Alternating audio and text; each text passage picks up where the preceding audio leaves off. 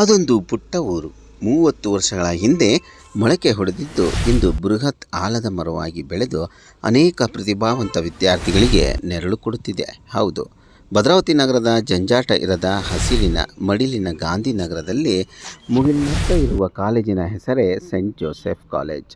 ಈ ಶಿಕ್ಷಣ ಸಂಸ್ಥೆಯಲ್ಲಿ ನೂರಾರು ವಿದ್ಯಾರ್ಥಿಗಳು ಕಲಿತು ಇಂದು ರಾಜ್ಯ ರಾಷ್ಟ್ರ ಮಟ್ಟದಲ್ಲಿ ಹೆಸರು ಮಾಡಿದ್ದಾರೆ ಎಂದರೆ ಅದು ಇಲ್ಲಿನ ಬೋಧಕ ಹಾಗೂ ಬೋಧಕ ವರ್ಗದ ಶ್ರಮ.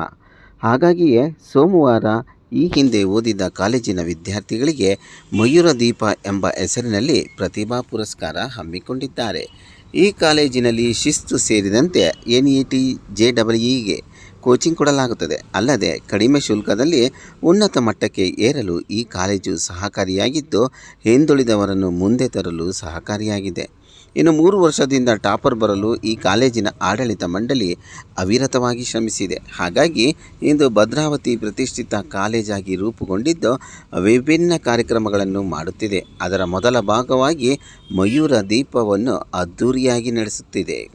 ಎಲ್ಲರಿಗೂ ನಾನು ಸಿಂಥಿಯಾ ರಂಜಿತಾ ರಾಬಿ, ಪ್ರಾಂಶುಪಾಲರು Saint Joseph's PU college of excellence. So ಇವತ್ತಿನ ದಿನ ನಾವು ನಿಮ್ಮ ಮುಂದೆ ಬಂದಿರೋ ಕಾರಣ, ನಮ್ಮ ಕಾಲೇಜಿನಲ್ಲಿ ಒಂದು ಪ್ರೋಗ್ರಾಮ್ ಮಯೂರ ದೀಪ ಅನ್ನೋ ಒಂದು ಪ್ರೋಗ್ರಾಮ್ನ ಹಮ್ಮಿಕೊಂಡಿದ್ದೇವೆ.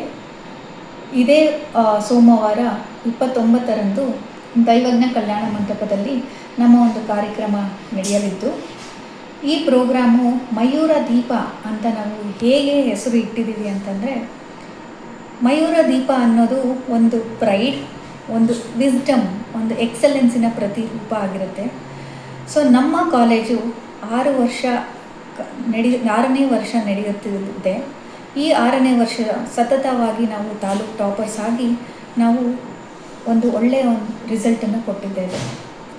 ಸೊ ಹಾಗಾಗಿ ನಮ್ಮ ಈ ಒಂದು ಪ್ರೋಗ್ರಾಮಿನಂದು ಇಂಡಕ್ಷನ್ ಮತ್ತು ಫೆಲಿಸಿಟೇಷನ್ ಪ್ರೋಗ್ರಾಮ್ ಅಂತ ಮಾಡುತ್ತಿದ್ದೇವೆ. ಸೊ ಇಂಡಕ್ಷನ್ ಅಂದರೆ ಫಸ್ಟ್ ಇಯರ್ ಮಕ್ಕಳಿಗೆ ಯಾರು PUCಗೆ ಬಂದಿದ್ದಾರೆ ಅವರಿಗೆ ಒಂದು ವೆಲ್ಕಮಿಂಗ್ ಫಂಕ್ಷನ್ ಅಂತ ಪ್ಲ್ಯಾನ್ ಮಾಡಿದ್ದೀವಿ. ಮತ್ತು ಇಂಡಕ್ಷನ್ ಪ್ರೋಗ್ರಾಮ್ ಅಂದರೆ ಸೆಕೆಂಡ್ ಇಯರಲ್ಲಿ ಯಾರು ಪಾಸ್ಔಟ್ ಆಗಿ ಹೋಗಿದ್ದಾರೆ ಮಕ್ಕಳು, ಅದರಲ್ಲಿ ಡಿಸ್ಟಿಂಕ್ಷನ್ ಹೋಲ್ಡರ್ಸ್ಗೆ ನಾವು ಒಂದು ಪ್ರತಿಭಾ ಪುರಸ್ಕಾರ ಕಾರ್ಯಕ್ರಮವನ್ನು ಹಮ್ಮಿಕೊಂಡಿದ್ದೇವೆ.